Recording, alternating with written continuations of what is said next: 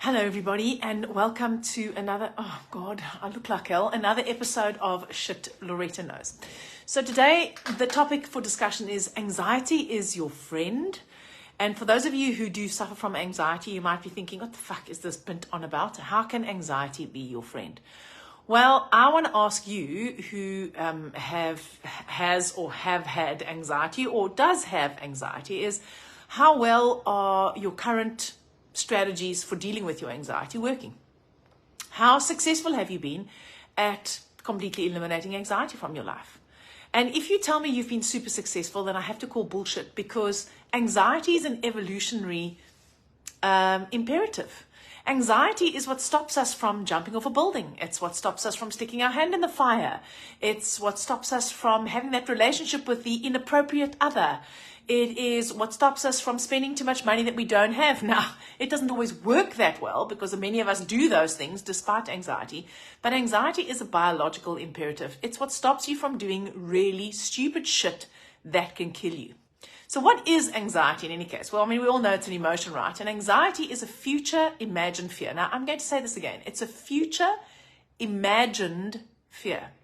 Anxiety is an emotion that arises from some thought that you have about the future that you imagine is going to come true or has a chance of coming true. It literally is an emotion that arises as a consequence of something that you make up. Now, before you go and flay yourself with oh my God, I'm such a fuck up stick, it's not necessary. I just want you to know that it's future imagined fear. And if you can imagine it in one direction, well, then you can see that it's not real because you imagined it. Now it feels real. Listen, I've just recently been having crippling anxiety. Honestly, I'll tell you, it's crippling anxiety. It's like anxiety that makes me not want to take action. It's anxiety that makes me feel helpless and hopeless. And I know that it's easy to have all the theory and say, oh yeah, well, just make different choices and just see that it's not real. And it doesn't mean it'll go away, but what I want to encourage you to do is to recognize the truth of the fact that whatever it is you think is going to happen is something that you've made up in your imagination. Now, you might say to me, well, Loretta, it did happen in the past. And I might say to you, well, just because it happened in the past doesn't mean it's going to happen in the future. If you won the lottery 2 years ago and you keep on buying lottery tickets, does it mean you're going to win the lottery again? Well, maybe, but maybe not. How many times have you heard of people who've won the lottery more than once, right? So it's like, if you get struck by lightning, are you definitely going to get struck by lightning again? Well, you don't know. So just because it happened before does not mean it's going to happen in the future. So the first thing to know about anxiety is that it's in your imagination. The feeling is not in your imagination. The anxiety is real. But the anxiety is based on something that you are imagining is going to happen in the future. Now, as I said, sometimes this serves you. If you imagine putting your hand in the fire and having it blistered and raw when it comes out and having 3rd-degree burns, that's going to stop you, I would figure, from putting your hand in the fire. But you know what? If you imagine that if you don't, pay all your bills, that you are going to be ostracized and you're going to become a bad person and you're going to become destitute and be on the street because you didn't pay a bill this month, well, that's something that you've made up because it's not necessarily true. So I want you to just file that away. It's not necessarily true. It's an emotion that's based on a thought, and that thought is based on some sort of future imagined fear. And from that point of view, my friends, it's not real. You made it up. Now, that doesn't mean that you can change it immediately, but just know that it's not real. Because, that's like when you were a little kid and you were terrified of the monsters under the bed, and then you got a grown-up to come into your room and they turned the light on and they looked under the bed and they said, there are no monsters, do you want to come and check with me? And you got and you looked under the bed and you realized, oh my God, there are no monsters under the bed. You definitely may have felt better, or you definitely did feel better, okay? So knowing that it's not real is the first step, or can be one of the first steps. So emotions, all emotions, are psychological feedback that on some level you are not being true to who you really are. Now, it's not that you're not being true to who you think you are, it's that you're not being true to who you really are. And it's a feedback mechanism. So Dr. John Demartini, I've told you this before. He says there are 4 primary feedback mechanisms in the universe. And honestly, I have found this to be true for me. The first is your physiology. So when shit's hitting the fan in your life and you're completely not living in alignment with who you really are, your physiology usually lets you know. So let's say that you're burning the candle at both ends. You're using exercise as an escape. You're exercising excessively so that you can run away from your problem. I don't know, you spend 7 hours in the gym so that you don't have to go home at night to the abusive partner that you have. I know somebody who did that. Then there's a good chance that you're going to injure yourself, or you're going to become underweight, or you're going to, I don't know, develop an eating disorder, or it's the most common one is injury, right? So you overtrain, you're going to get injured. It's physiological feedback. The next is psychological feedback. You overly invested in your ego. You believe shit that's not true about yourself that you've made up. And because you keep on repeating those patterns over and over and over, your psychology tries to get your attention. And so you develop emotions, and they're usually not joy and love and light. They're usually anxiety and fear and desperation and guilt and shame and, the ick ones, the ones that we think are ick. So it is a feedback. It's a message. It's trying to get your attention. Now, no shame on anyone who's ever medicated anxiety. I've medicated anxiety, not with allopathic drugs, but certainly with herbal medicine, with homeopathic medicine. It's not about are we medicating it or not, right? It's not a judgment on that. But when you try and suppress it because you just want it to go away, it is the same as, imagine, you lived in one of those medieval villages, those towns that had the castle and the wall, and the whole village was contained within the wall. And a messenger, this is now medieval times, right? A foot messenger arrives, and he's like half dead, and says, you guys have got to prepare because there's an invading army coming, and they're going to be here in 3 months, and they are raping and pillaging and burning, and they're just massacring. That's it. They're just annihilating, right? You guys you've got to fortify. You've got to make plans. You've got to have an escape plan. You've got to make sure you have enough food and enough weapons so that you can withstand the siege. Now, you happen to be the person in charge. You go, this is bullshit. This is the shittest message I've ever gotten, and I refuse to believe it. So kill the messenger. So the messenger dies. Then another messenger comes. You kill that one. And another messenger comes. And you kill that one. And then after a while, you've got a whole graveyard of messengers that you've killed, right?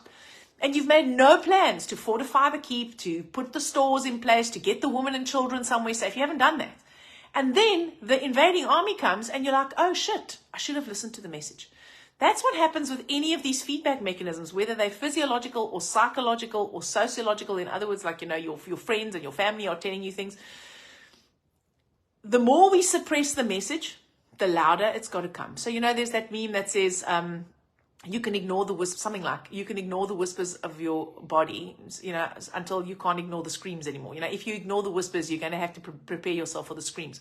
Well, it's the same thing. It's a bit gross kind of analogy, but it's the same thing. So the more we try and suppress something that makes us uncomfortable, the more likely it is to get stronger and stronger. And I've saw this in my patients over and over and over.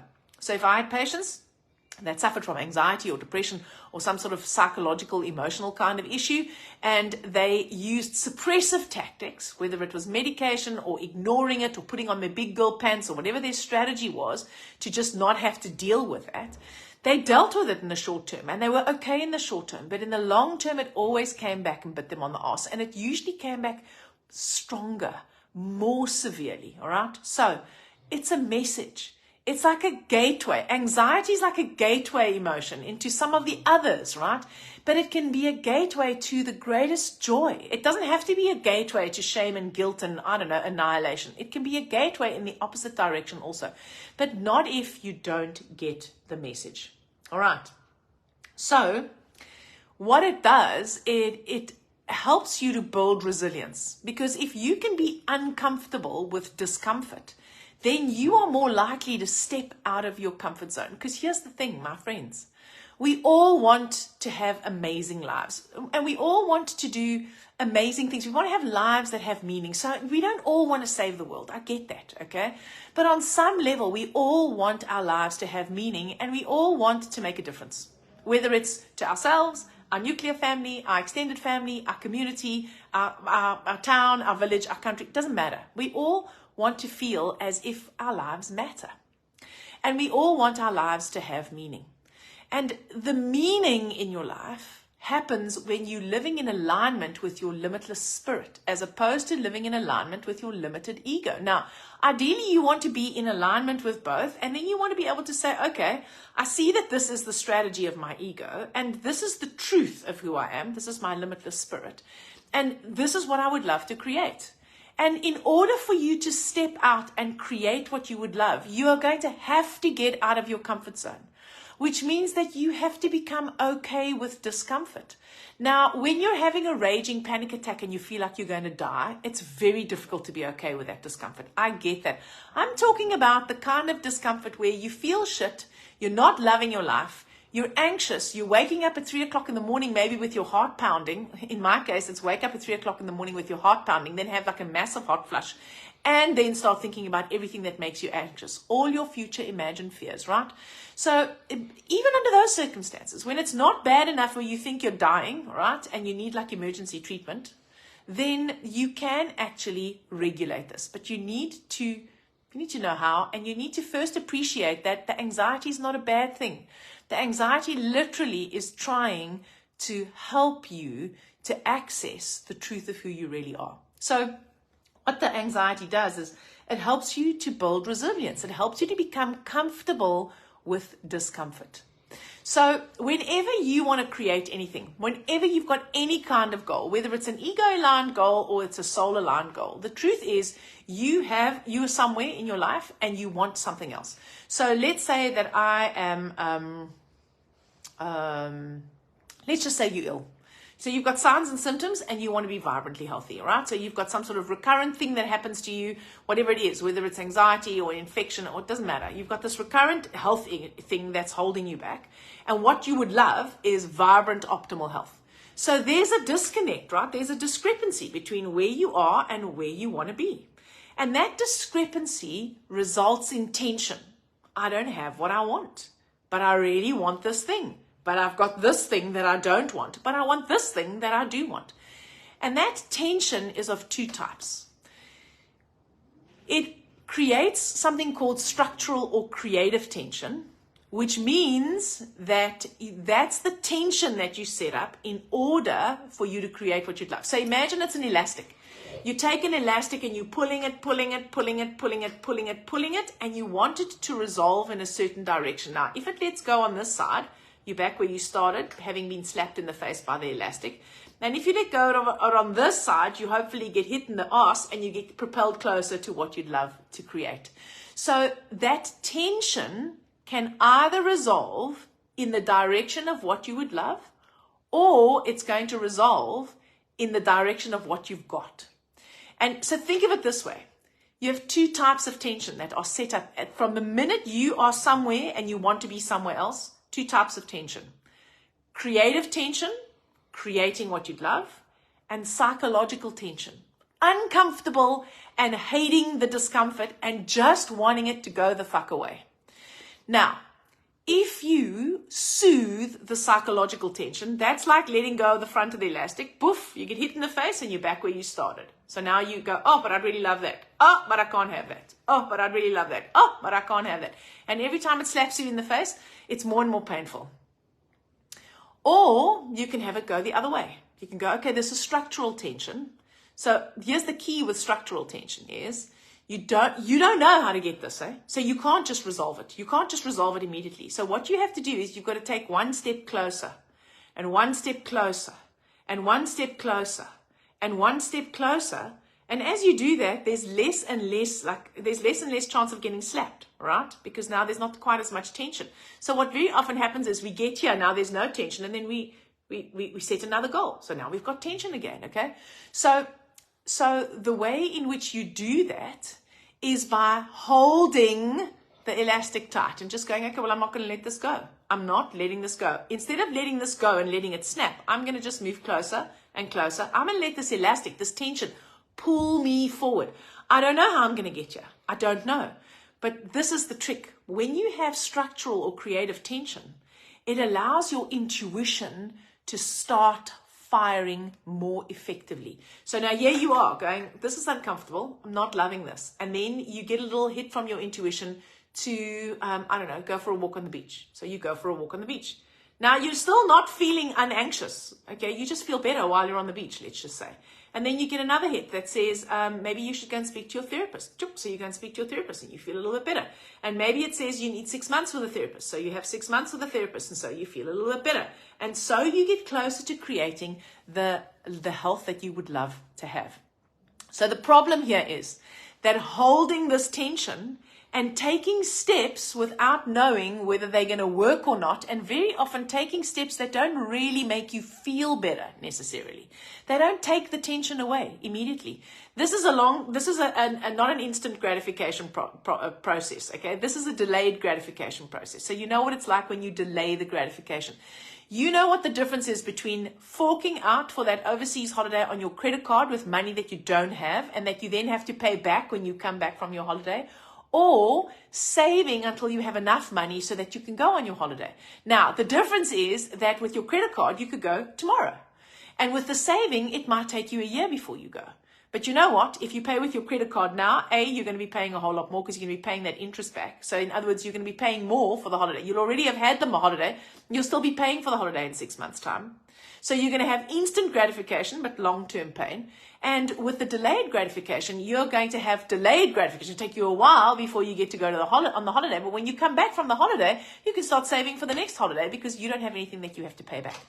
So being able to hold the discomfort is really important. And anxiety is part of the discomfort. So the more tension you can hold, in other words, the more you can actually see your anxiety as your friend, and the more you can learn to live your life despite the anxiety, and I'm going to tell you how to do that in a minute, the more likely you are to be able to create what you would love. And then you are going to see that your anxiety helps you. That because it helps you and because you can see how it helps you, you no longer have to suppress it. So there was something I was going to tell you now and I've forgotten what it was, okay? This is what I was going to say. So, we all want a purpose. I honestly, I've considered many times that maybe I should just say that I'm like a find your purpose coach, but actually that doesn't really grab me and I'm not really a find your purpose coach. But we all want this meaning and we all want purpose. So I want to just use an example of two great men, all right? Well, men who did amazing things and are recorded in history books. They might not have been great men, all right? Because they would have had their failings. Gandhi and Nelson Mandela. Do you think that it was easy for Gandhi to go against the status quo and take on, basically, the British Empire in order to free his people? Passive resistance.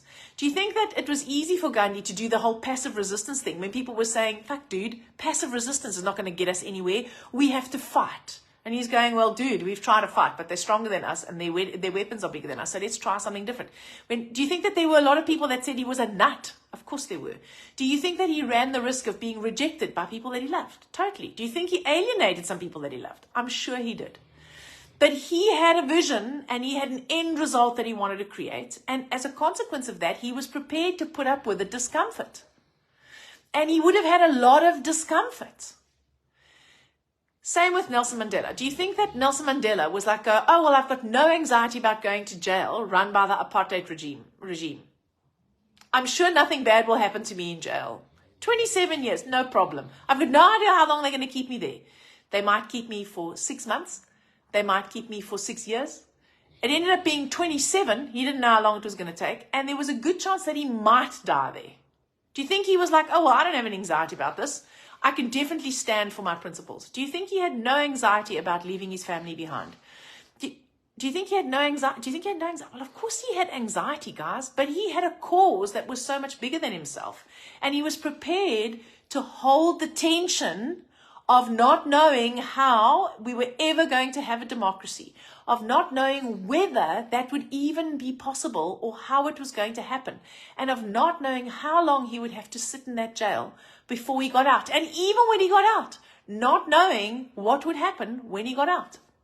That is what happens when you have a capacity to be uncomfortable, when you can hold the anxiety. So about... how old am I now? 53. So about 8 years ago, maybe longer than that. I had an incident in my life that really knocked me for a six. And I went to see a therapist thinking I would go, arrogantly thinking, I would have one session just to make sure that I wasn't mad, because I thought I was the mad one, okay? It was an issue with another person. It was a relationship thing. Not like a love relationship thing, something else, okay? So anyway, I had my session with the therapist who told me that she didn't think I was mad, but I can't remember, but probably made me realize I could do with a bit of therapy. And this started a 3-year journey of therapy every single week, barring a few weeks, okay? And it was hard. I mean, at one stage, my husband said to me after about 2 or 3 months, he said, you know what? You are so unhappy every time you go to therapy. It takes you like 3 days to recover from what you discover there. Like, do you think this is good for you? And I'm like, well, I don't think this is good for me. I'm not loving it, but yes, I think it's good for me. This is good for me because I can see I'm exploring parts of myself that I wasn't aware of. And during the course of the therapy, I can't remember how far in, she said to me, you are a high functioning you're a high functioning person with anxiety. And I was like, anxiety? I don't have anxiety. She also told me that I wasn't really in touch with my feelings. I was like, I'm half Italian. Of course I'm in touch with my feelings. But the truth is, she was correct. And during the course of the next, however long it was that we were together, I realized that it's true. What I call A-type and ambitious is driven by anxiety, all right? I have a low-grade, constant anxiety that allows me to keep on doing what I'm doing. And then I discovered that my low-grade constant anxiety was fueled by my limiting beliefs of I need to be in control of myself and others in the world. In other words, when I'm not in control of shit, like if I'm not on time and I don't know what's happening, that creates huge anxiety. And so I become an extremely competent person who's able to take charge and like a natural leader. Yeah, I'm a natural leader because I like to be in charge, because when I'm in charge, I feel like I have more control. It's got nothing to do with being a natural leader. It's got to do with the consequence of my anxiety, a coping strategy to deal with my anxiety. I also have I'm not good enough as a limiting belief. And so being more than good enough made me assuage my anxiety. But it was driven by the fact that, oh my God, I'm so anxious that if people discover that I'm actually not good enough, I'm going to be rejected, I'm going to be unloved, and I'm ultimately going to end up alone. Because that's really what lies underneath all of our fears. And during that process with a therapist, what I learned was, she actually said to me, so like imagine find like a metaphor for your anxiety, like a rabid Rottweiler, for example, that you can put on a leash, because that might help you. And so the picture that came into my mind was of a motorbike with a sidecar, those old-fashioned motorbikes with a sidecar. And what I realized was that when I was overwhelmed by anxiety, what it felt like, the anxiety was on the handlebars and had its hands over my eyes, and we were going down a 6-lane freeway, right? Probably in the wrong direction. I couldn't see where we were going. No control, huge anxiety. And I realized that I was ineffective then. It either made me not take action, or it made me do dangerous shit, right? That like to keep on going, okay? Because we can't give up now and hope for the best. And so what I learned to do was I learned to recognize when I had anxiety on the handlebars. And I learned to get the anxiety with my imagination, because I was imagining the anxiety in any case. I was imagining the bad things that were going to happen. I put the anxiety in the sidecar. So I said, do you know what? You can come with everywhere I go. You can be on the road trip, wherever I go. You can actually make yourself known constantly to me. But you need to be in the sidecar so that I can navigate and drive this thing. And that's how I learned to take my anxiety as my buddy. Now, you don't necessarily have to do that. There are quicker ways than 3 years of therapy to do this, but this is how long it took me. What I also realized was that the more comfortable I got with actually feeling the feeling, without worrying about why I was having it, just acknowledging I'm anxious, it doesn't really make sense. I know it's a future imagined fear, but I am anxious right now. So I'm just going to give myself permission to be anxious. No meaning, not you're anxious so you're weak, you're anxious so you're an idiot. Oh my God, how can you be anxious about this? No.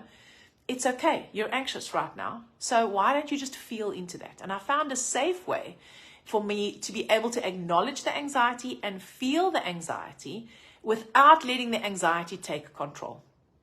And I noticed that when I did that, it was easier to put the anxiety in the sidecar. And when it was in the sidecar, I could continue to live my life. So at the end of that, so like 40 now, 3 years down the line, I was like 48. And I thought, okay, I've got a handle on this anxiety. And just recently, probably in the last 2 or 3 months, my anxiety has come back with a vengeance. And now I know what my limiting belief is, and I know I need to just lean into it, and I know that I'm making this shit up. But the truth is, my anxiety has been, for me, really intense, and at some point almost crippling. And I suspect that it's got something to do with perimenopause and menopause, because now I've got some flushes and I've got signs and symptoms of this menopause thing happening, right? And while I'm not prepared to give my power to a diagnosis, so now I'm like, okay, well, maybe I know that is one of the signs and symptoms of menopause, and well, why should I be exempt from that? But I also know that menopause is a passage to power, if you see it that way. And I know that my anxiety means something. It doesn't mean that I'm a failure. It doesn't mean that my life's going to end up in shit. It's trying to get my attention. So what is the meaning that I have been able to make out of it? Well, that's not the right page. Hold on. Sorry. It's like, make a LinkedIn profile. That's not what I wanted to say yet. Okay, so what is it trying to teach me? Well, the first thing is, it taught me how much I give my power away to external circumstances, because I think I'm in control of my power because, I'm a powerful creator and I know how to do this shit. But the truth is that when my anxiety is really running the show and I'm anxious about, and my anxiety is not general, I have a very specific anxiety. When I allow that thing that I think is going to happen and what it means to destroy my day, to affect my mood, to affect my relationship with my husband, to affect my relationship with my friends, to cause me to shut myself off and withdraw, what I've done is I've given that anxiety the power. I've said, this one thing in my life that I'm scared of is more important than every other piece of my life. And what it does is it robs me of joy. And I was like, oh my God, it doesn't mean there's no joy. It just means that I am anxious about this particular thing. And so what I learned then is to realize, okay, I can be anxious about my issue, but I can still appreciate the joy in the rest of my life. I can still love being with my clients. I can still appreciate a beautiful message. I can still love being hugged by my husband. I can still love my pets. I can still appreciate the beautiful place that I live in. And this is not the same as just being grateful, okay? This is about having the choice, choosing to say, anxiety's in the sidecar. It's definitely there, for sure. And sometimes it's a bit more on the handlebars than the sidecar. But am I going to let this anxiety about this particular thing in my life, this one area of my life that makes me so anxious, am I going to allow that? Am I going to allow that to ruin my joy in those other areas, in the areas that are working? It's like, that's a choice. I can't choose necessarily whether I'm anxious or not, but I can choose whether I'm going to allow the anxiety to ruin the rest of what's great in my life. And that was one of the biggest gifts that this menopausal anxiety has given me so far. The second thing is that the anxiety reminds me that I'm a powerful creator.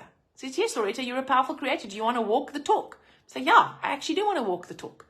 And what it reminds me even more is that I don't have to feel good to create what I love. I've created some amazing things while I've had crippling anxiety.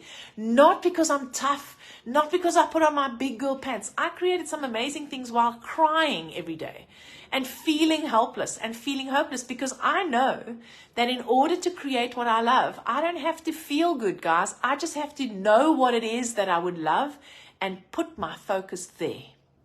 And by choosing not to let the anxiety overshadow the rest of my life, it has enabled me to focus on what it is that I'd love to create, despite the fact that my anxiety around sometimes that very thing is crippling. The next thing that the anxiety has done is it's heightened my intuition, because I know that the worst thing I can do is try and fix it or soothe it. I'm not prepared to do that anymore, because I've identified how often I've done that in my life. Oh my God, I've done such ridiculous things to soothe it. I'm not playing that game anymore. So I'm like, well, you know what? If I don't know what to do, I know I'm not fixing it. So I'm just going to try and be as okay with it on the side, in the sidecar, on the handlebars as I can be. And the more I do that, the more I hold that tension, the more my intuition says, do this, connect with this person, do that. Now, taking those steps has not solved my fear. It hasn't suddenly made me like, I don't know, it hasn't resolved my problem. I'm still scared of the thing that hasn't happened, but I'm scared it's going to happen. But the fact of the matter is, I have been taking action in the direction of what I love. And I'm a creator. I've created many things. I've created my whole life, just like you've created your whole life. And I've created deliberately some amazing things in my life. And I know that if I just keep on taking action, even if I'm not sure what the fuck that action is going to result in, if I just keep on listening to my intuition. If my intuition says, Loretta, phone so-and-so, I phone so-and-so. If it says message this person, I message this person. If it says talk about anxiety in your life, I talk about anxiety in my life. And so I have carried on taking the action, and I have had magic happen in my life. Am I less anxious? No. Do I still have the problem that I had 2 months ago? Yes. Are my hormones still on a route march? Sure. Has there been magic in my life? Yes. Have I had joy? Yes. Have I managed to enjoy my life despite my anxiety? Yes. So that is a gift, because the more I realize I can do that, despite feeling bad, the more I realize, oh my God, it doesn't matter how I feel. I'm human. I'm allowed to feel bad, but I can still create what I would love. And so those are the gifts of the anxiety. Since I've realized the gifts, has the anxiety gone away? No. Am I trying to get rid of the anxiety? No.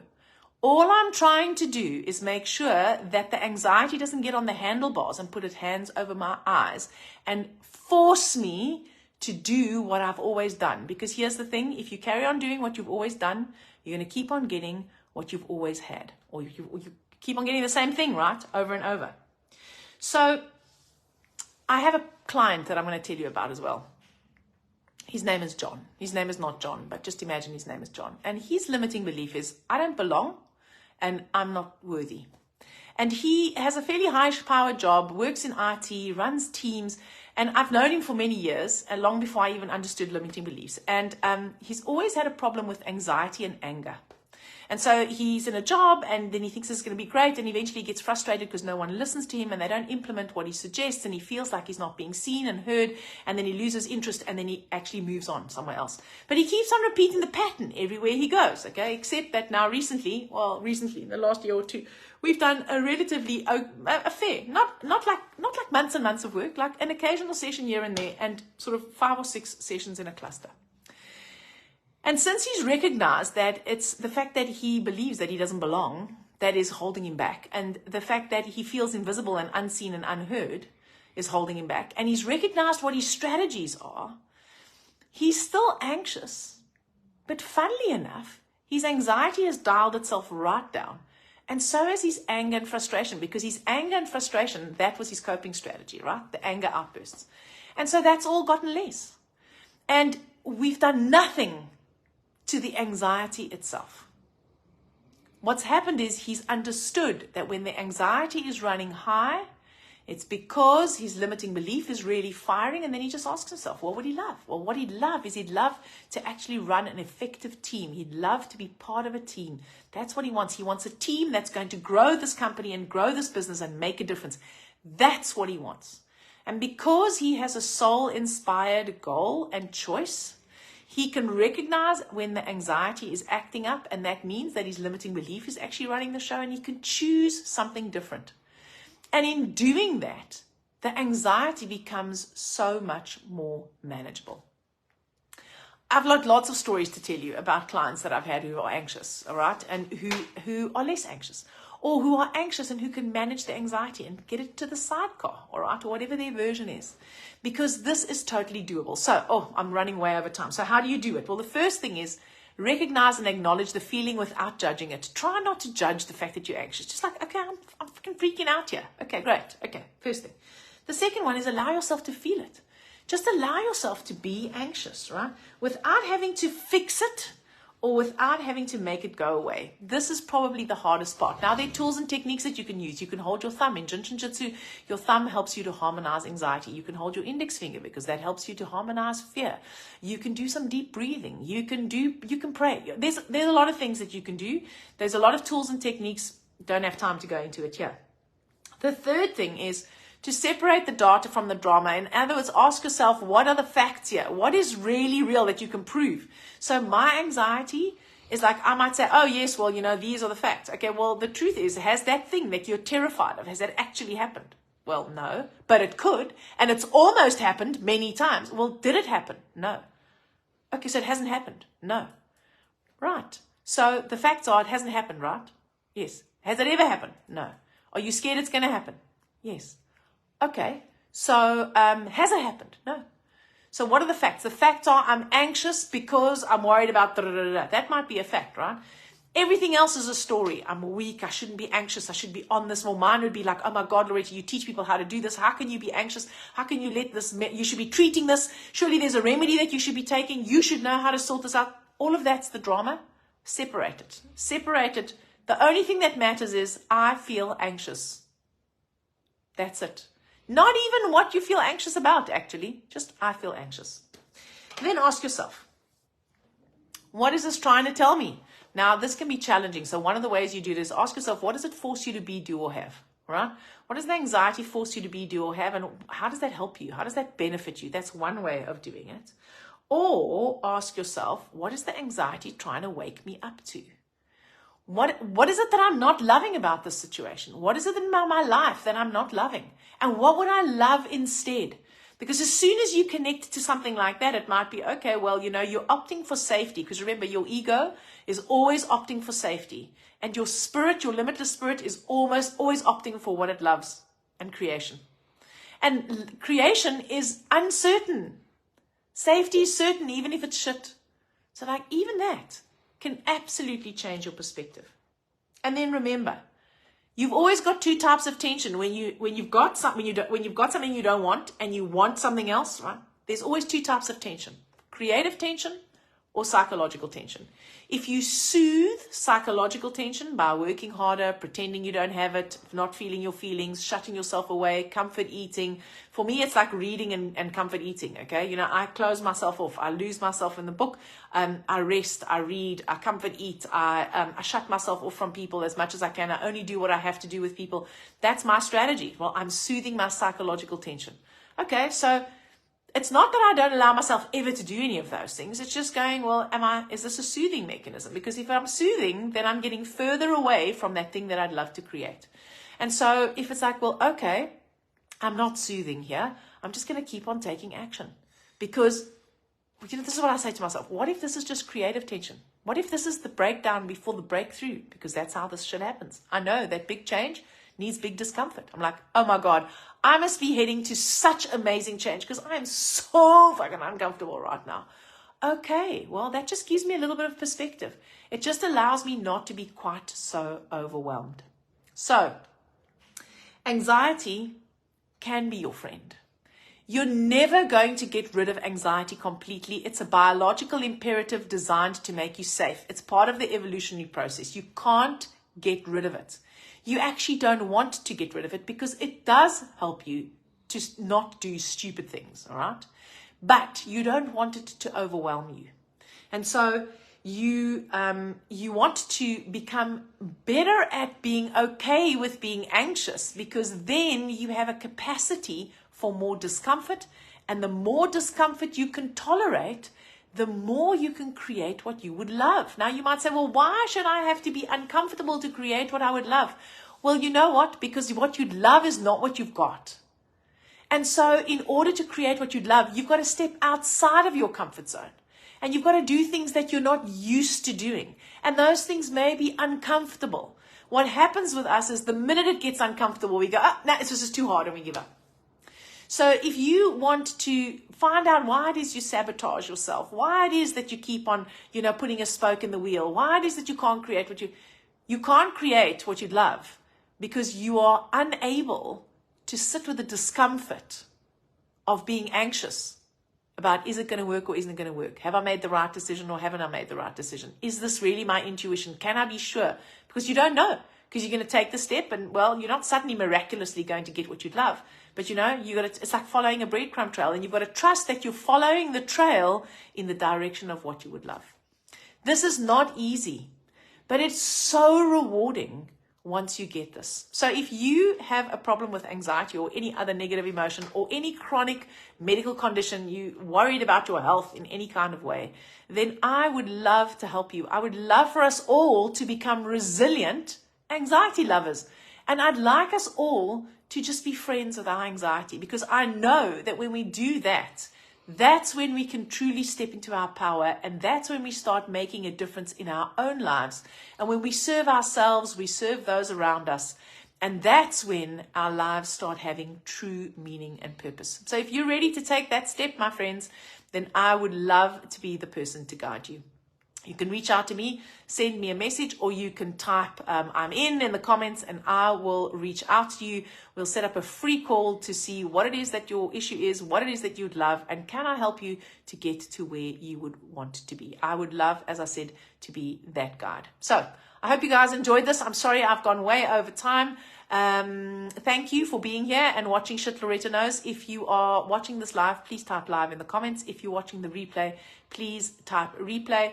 If you want to reach out to me, send me a personal message on Facebook Messenger, or you can WhatsApp me. I'll put my number in the comments when this is done. And yeah, I'll see you guys. I won't see you next week for more Shit Loretta Knows, because next week is my cooler week. So next week I'm working my community clinic, but the week after, definitely there will be more Shit Loretta Knows. Thank you so much for watching the live. Thank you so much for watching the replay. Thank you for your comments. I would love some questions if you've got questions, whatever. And I will see you next time.